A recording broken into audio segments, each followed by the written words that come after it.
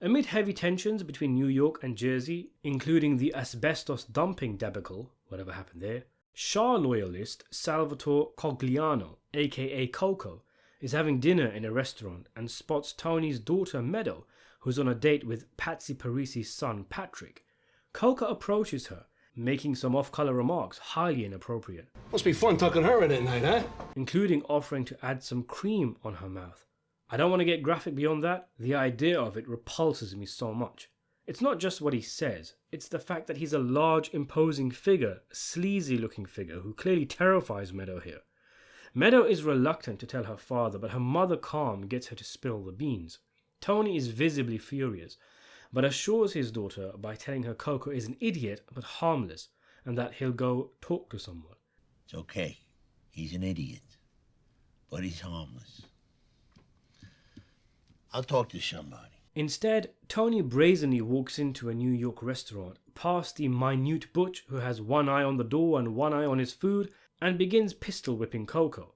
Butch's protests are met with a gun pointed to his face. Tony looks simply unhinged here, leering like an untamed bear, repeating, my daughter, as he beats Coco. Fucking daughter!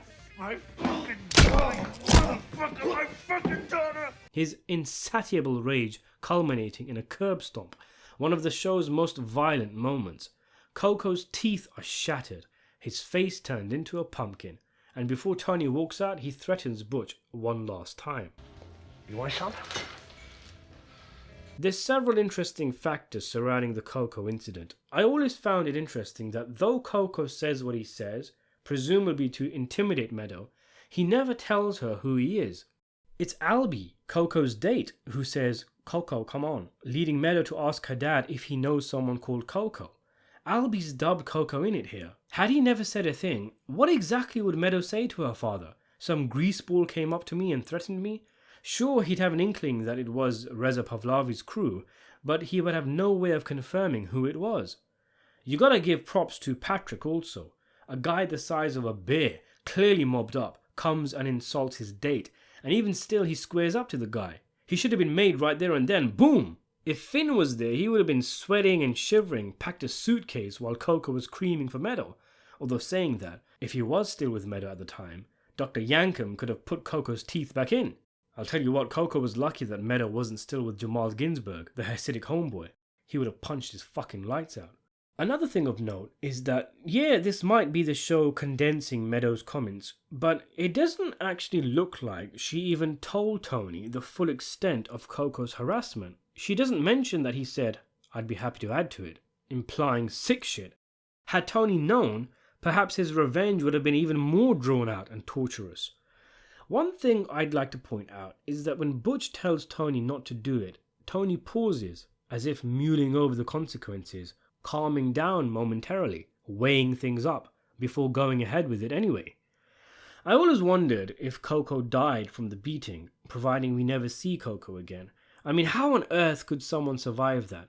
The boot to the back of the head alone would have surely caused brain damage.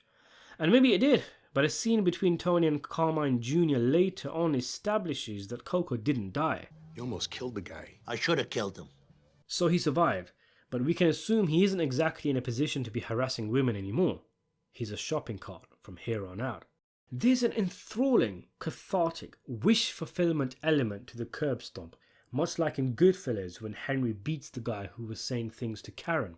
It's something, as men, we all probably fantasize doing, and in that moment, for every sleazeball who's ever said something to a woman of ours, we are living vicariously through Tony Soprano as he curbs Coco's enthusiasm.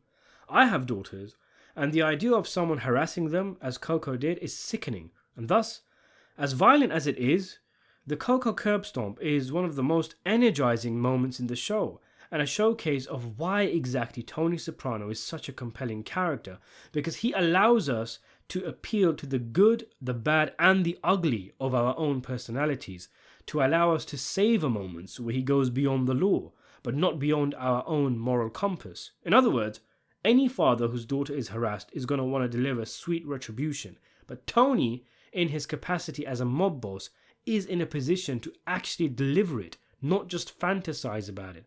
as I talked about in detail in my video, The Genius of Boca. It's a TV program, a movie, and it allows us to have a little power fantasy. And if we're honest, that's all it would be for most of us, a fantasy. Because, let's be honest, as easy as it is to say, if someone touched my daughter, I'd do this and this and this. How many of us would actually go that far? Coco's comments were disgusting. And yes, some of us would get verbal, some of us would even get physical, but many of us would be reduced to simply calling the cops and filing a harassment claim.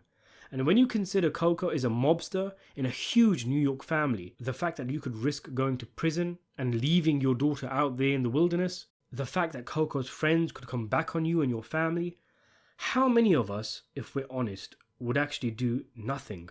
Forced to sit still and take it? Real greaseball shit.